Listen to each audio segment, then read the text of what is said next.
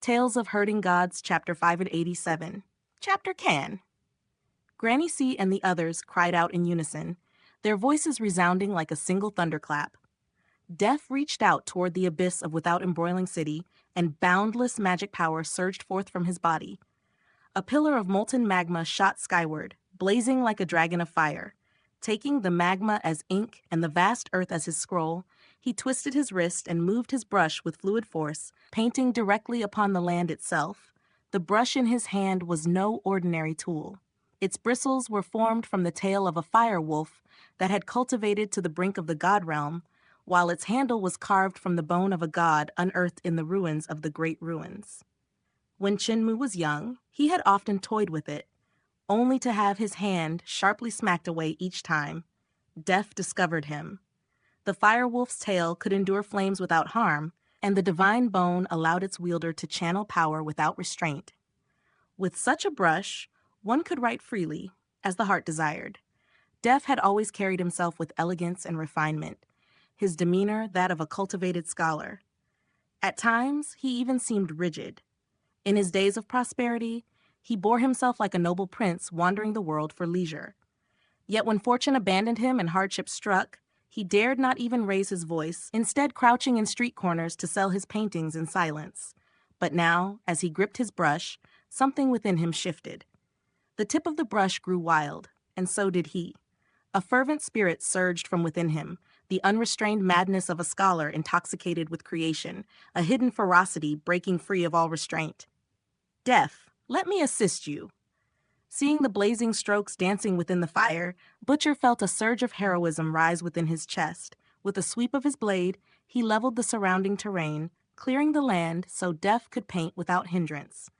Channeling his vital chi as a pillar, Butcher continuously stirred the magma, preventing it from cooling into stone.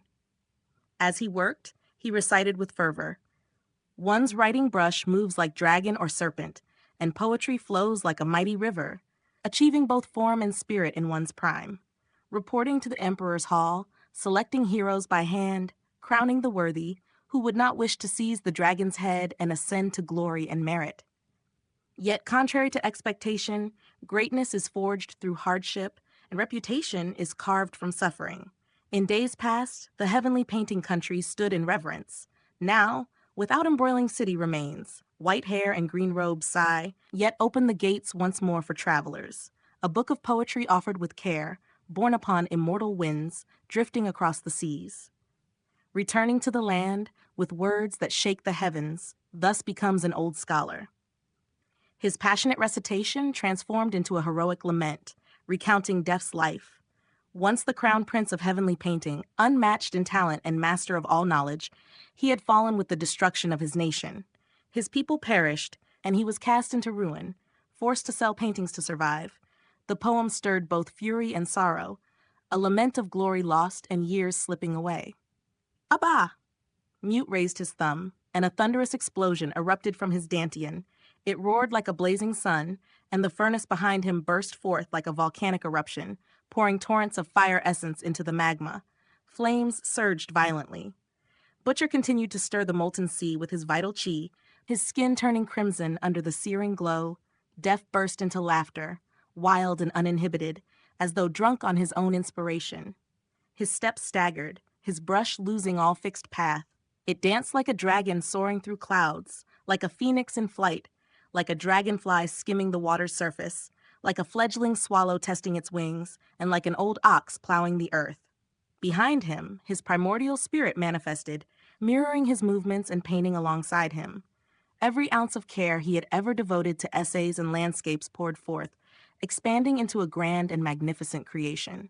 Chinmu, Chancellor Bashan, Granny C, and the others stood to the side, utterly stunned. Never had they imagined that the usually solemn and obedient Death harbored such a wild and unrestrained spirit. With magma as ink and the land as parchment, he engulfed over a dozen fields in flames within moments. The fiery painting was dazzling beyond compare. Who could have believed that such unbridled heroism lay hidden within an old scholar? Death painted without pause, sketching heaven and earth into existence. The sky was rendered pale, the land verdant. Towering mountains rose beneath his strokes, and gods appeared in countless unique forms. He depicted endless soldiers, each stern and fierce, their bodies like forged iron, wielding gleaming blades. He painted a battlefield teeming with leaping warriors, every figure brimming with life. Chinmu and the others could not shake the feeling that the gods and armies within the painting were on the verge of breaking free. The tension in their muscles, the arcs of their weapons, the thunder gathering within the clouds, the torrential rain poised to fall, the roaring winds, the raging tornadoes, the collapsing mountains, and the churning seas, all felt vividly real. Def was not merely painting, he was creating a world and dragging it into reality. Butcher's poem had ignited his inspiration, causing it to surge forth uncontrollably.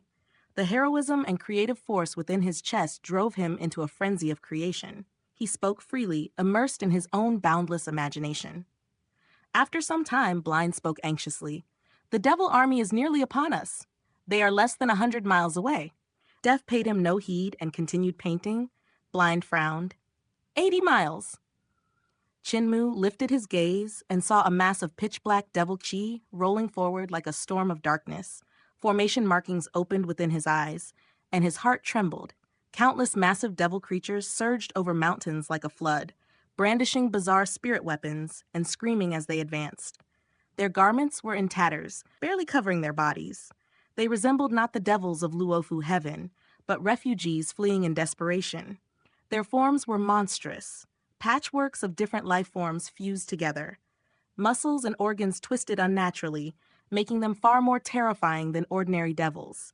Some bore the heads of beasts, their arms formed from countless limbs entwined. Others were mere skeletons, animated frames of bone.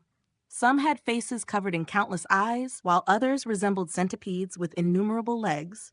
Their weapons were crude, massive bone clubs still clinging with flesh. Their eyes burned with bloodlust, destroying everything in their path. "These are not devils, they are monsters from Yudu." Chinmu steadied his trembling heart.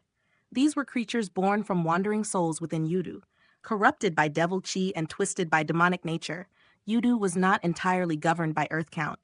Chinmu had once traveled there, and though his time was brief, he had come to understand that Earth Count did not prioritize strength. What Earth Count valued most were rules, the immutable laws of Yudu. As long as those rules were not broken, he rarely intervened. These monsters were the result of his indifference. Suddenly, massive beams of devil light surged from behind the army, trailing black flames. Pillars of fire swept forward, carving through the land, melting mountains, evaporating rivers, and igniting forests. Chinmu's gaze pierced through the horde and fixed upon the source of the light. Behind the monsters strode colossal devil gods, their bodies like erupting volcanoes. Though they moved slowly, each step covered vast distances that would take the monsters a long sprint to match. They are devil gods, born from the evil thoughts and demonic nature of Yudu, the ancient ancestors of the devil race. Chinmu's mind fell into turmoil. Then he noticed a group of divine arts practitioners fleeing in panic. They had clearly been training, unaware of the approaching army until it was too late. Twang! A pillar of black flame swept past them, instantly vaporizing more than 10 practitioners without leaving a trace. The survivors dodged desperately, barely escaping the devil god's gaze, only to be swallowed by the monster tide moments later. They vanished without a trace. 40 miles! Blind shouted urgently. "Def, are you finished? 30 miles. Prepare for battle." Just then, Def abruptly withdrew his brush and struck the painting with force. Bringing it to life, flames surged across the vast canvas spanning 100 fields. With his brush like a spear, he gave a powerful flick. The painting rose upright, emanating an indescribable aura. It merged with heaven and earth, vanishing from sight. Rumble, rumble. Thunder roared from the heavens and lightning split the sky. Dark clouds gathered overhead, flames churning within them with terrifying intensity. The fiery storm expanded rapidly. Suddenly, a fierce gale arose, and a massive tornado descended. Then another. Then another. In an instant, countless flame tornadoes descended like celestial dragons, tearing the earth apart and igniting everything in their path. Whoosh! Rain began to fall, but it was not water. Molten magma poured from the sky, crashing into the Yudu army and throwing their ranks into chaos. The tornadoes followed, hurling twisted bodies into the air, shredding them with violent winds or incinerating them with lightning. Then, from the clouds, gods descended, leading vast armies of soldiers and cavalry. Their charge thundered like a storm. Millions of divine warriors clashed with the Yudu monsters. Limbs flew, blood rained, and the battlefield became a grand spectacle of slaughter. Chinmu, blind, and the others stood frozen in shock. They did not need to fight, nor risk their lives. The vanguard of the devil race had been halted by a single man. Death continued painting without restraint. Gods and soldiers poured forth from beneath his brush, rushing into battle without fear of death. Wind, rain, lightning, and thunder struck relentlessly, but never once did they harm the divine army. Every force of destruction fell solely upon the devils. The army of gods belonged to the painting. The forces within it did not touch them. Could it be these Yudu monsters have entered Grandpa Death's painted world? Chinmu's heart stirred with realization. There must be a boundary to the painting. But where was it? He searched, yet found none. Death's path of painting was profoundly deep. Chinmu felt a renewed urge to study it with all his heart. The Eternal Peace Imperial Preceptor once said, Grandpa Death could face 1,000,000 warriors alone. It seems those words were no exaggeration. But that was his judgment after Heavenly Painting Country fell, when that land had become the 18 layers of hell. A vast tide of 1,000,000 warriors surged forth like a breaking storm, colliding head-on with the monstrous legions of Yudu. In but an instant, the heavens were stained with flying blood and shattered flesh as the battlefield descended into utter chaos. The devils knew only slaughter, caring nothing for formations or coordination. Each relied solely on their own savage strength, heedless of comrades, and thus their ranks paid a grievous price in casualties. Before Without Embroiling City, a killing ground spanning dozens of miles was born. Countless soldiers from Death's painted realm perished, and upon death, their bodies hardened into stone, leaving behind no corpses, only silent remnants of their passing. Yet the army of gods surged endlessly. As one fell, another took their place, pouring forth without cease, continuing the relentless massacre with inexhaustible numbers. High above, it seemed as though a count of wind commanded the currents, guiding the air itself. By his side, Master of Rain, God of Thunder, and Goddess of Lightning unleashed their divine wrath, their powers crashing down upon the Yudu monster army. The vanguard was halted. From the depths came thunderous roars as devil ancestors, towering like mountains, charged into the fray. With each step, their colossal legs swept everything aside, friend and foe alike, sending bodies hurtling skyward, bones shattering like brittle branches. These devil ancestors plunged into the battlefield, sweeping aside all in their path as though they were nothing more than dead wood, snapping midair, twang. Their eyes ignited with surging devil flames, and from their gaze burst black pillars of fire that twisted and roared, incinerating everything they touched into ash. Even the gods brought forth by Death's brush could not escape this terrifying divine art. Their bodies themselves were weapons of devastation. With each swing of their massive arms and weapons, destruction followed. None could stand against them. The gods within Death's painting cannot restrain these devil ancestors. Butcher's battle intent erupted like blazing fire as he gripped his massive blade. His eyes flashed like lightning as he spoke in a grave voice. It's our turn. Bashan, as my disciple, let me see how much you've improved all these years. Bashan burst into laughter, summoning his green bull. With a leap, he mounted it and shouted, Teacher, let me follow you and prove my progress. Divine Spear, Longtuo transformed into a black dragon, Blind reached out and seized it, and with a violent tremor, the dragon straightened into a spear, releasing a low, eager growl. Behind Granny C, the great overarching heavenly stars manifested, while flames from the furnace behind Mute surged skyward. Cripple hesitated, his voice troubled. I don't have a divine weapon to wield, so I won't be going. Apothecary leaped onto Cripple's back, smiling. I am your divine weapon. Let us wreak havoc. Cripple's expression darkened, and he replied bitterly, Medicine man, aren't you afraid your women will become widows? Bah! Words of an old man carry no harm. Great fortune, great profit. From the basket on Apothecary's back, countless insects crawled forth, swelling with the wind until they became massive beasts. Some ran upon the land, others soared through the skies, their toxins so potent that clouds of poison formed overhead. Let us hunt the devil ancestors, Butcher roared as he charged into the battlefield. Muir, watch over Death. If things turn dire, grab him and flee. Chinmu acknowledged, his gaze following Chancellor Ba Shan as he rode his enormous green bull into the painted world. Granny C, mute, blind, and the others followed close behind, joining forces to assault the devil ancestors.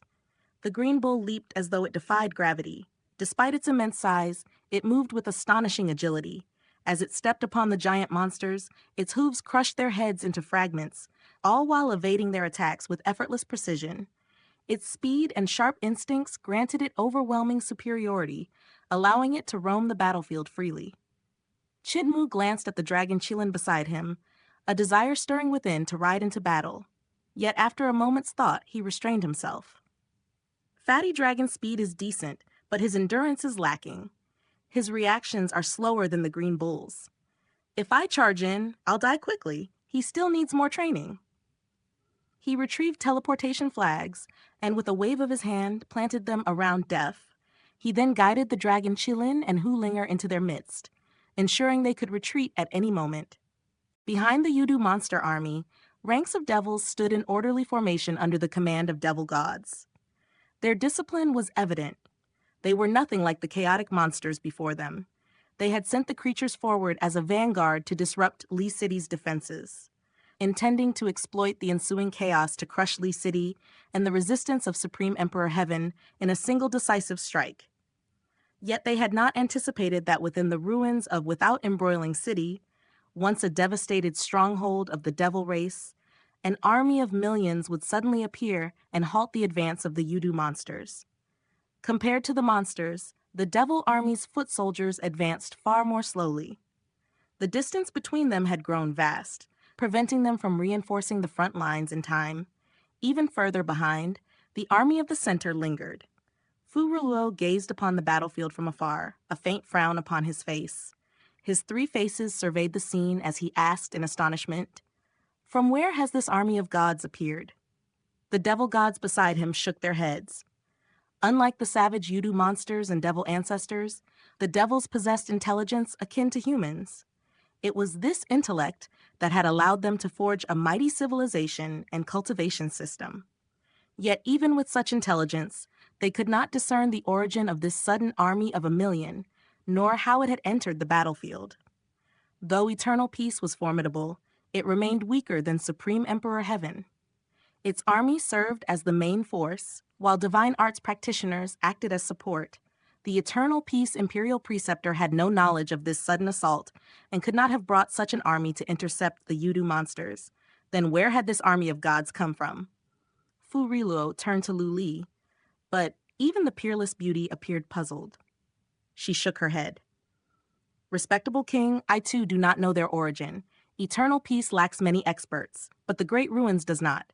Could they be from there?" Startled, Fu Ruluo issued a command. "Relay my orders. The army is to set up camp, build a city, and fortify defenses against the enemy's assault. Send scouts to determine the origin of this army of gods." Even as his words fell, the first troop of devils had already reached the ruins of Hamain, Without Embroiling City under the leadership of a devil god. 400 miles from the battlefield, they received orders to establish camp immediately and refrain from joining the battle. Countless devil soldiers and laborers moved mountains and erected stones, rapidly constructing city walls. They slaughtered massive beasts and used their blood to inscribe devil runes upon the walls, strengthening the defenses. Within the newly built city, sentry towers and archer towers rose swiftly as the devils worked without pause. The devil god roared a command and led several generals out of the city toward the front lines, seeking to observe the origins of the opposing army. Upon reaching a mountaintop before the battlefield, he erected a colossal mirror over 30 yards tall, using it to reflect the battle ahead. Moments later, Fu Ruluo retrieved his own mirror and examined the scene. As the battle unfolded before him, suspicion clouded his expression. His sharp gaze discerned subtle clues. The so-called army of gods was not composed of true living beings. Though powerful, they resembled creations born of divine artistry. Yet amidst them, Several extraordinarily powerful individuals moved like shadows, assassinating devil ancestors within the chaos. These were god-level experts. One was a burly butcher, another an aged blacksmith, and a third a short figure wielding a black dragon bone spear. These three were the most terrifying. Working in unison, even devil ancestors fell to their ambushes. In addition, there was a peerless beauty, a robust man astride a green bull, and an old man in green carrying a bronze-masked figure as they traversed the battlefield. Venomous creatures filled the air and earth, spewing poison and cutting down waves of Yudu monsters. Among them, the bronze-masked man was the most fearsome. Wherever he passed, poison spread like a plague, annihilating vast swathes of the devil army. Countless monsters succumbed, either poisoned to death or reduced to decaying sludge. His methods were far more terrifying than those of the gods. Even the Yudu monster army summoned by the devils could not withstand his venom. Where did these people come from? And this army of gods, what is its origin? Unable to determine the truth, Fu Riluo spoke solemnly. Lu Li, the army of gods, is both real and illusory. True gods are hidden among them, but I cannot determine their number. I ask that you recall the monster army so we may reconsider our strategy. Lu Li moved gracefully, her brows raised. Though her appearance was exquisite, her voice was coarse. Fu Riluo, you can see that their strength is not overwhelming. There are only 5 or 6 true gods among them. Slay them, and your army will crush the rest. If we retreat now and allow Supreme Emperor Heaven to recover, it will be far more difficult to defeat them later. Fu Riluo shook his head. They are already prepared. We have lost the element of surprise. It is better to regroup and determine what is real and what is false. And how can you be certain there are only 5 or 6 gods? If more are hidden, our losses will only increase. I will not gamble the future of the devil race. Helpless, Lu Li let out a sharp cry in the language of Yudu. At the front lines, countless devil ancestors heard her call and responded, summoning the monster army to retreat. Qinmu heard her voice, and his spirit stirred. This is the language of Yudu? I know it as well. Without hesitation, he spoke in the same tongue. His voice thundered across the battlefield, echoing across 20 to 30 miles. The devil ancestors who heard him froze, turning their heads toward him. They responded in deep, guttural tones. Qinmu shouted several phrases, and the devil ancestors turned, dropping to one knee as they bowed their heads. Butcher, Mute, and the others, drenched in blood, had been preparing to pursue, but halted at this sight, uncertain of what to do. Far away, Fu Riluo saw the sudden halt of the devil monsters and ancestors, and immediately sensed something amiss. He turned to Lu Li. Cold sweat beaded on her forehead as she forced a laugh. Fu Riluo, how useless must you be to let that little thing survive? He is within the enemy camp. Trying to seize my control? Dream on. Her voice turned mournful, her devil language roaring like thunder as it exploded across the battlefield, drowning out Qinmu's words so that none could be heard. Qinmu grunted, attempting to shout louder, but his voice failed to carry. The devil ancestors' expressions turned blank. They rose, restraining their monsters as they began to withdraw.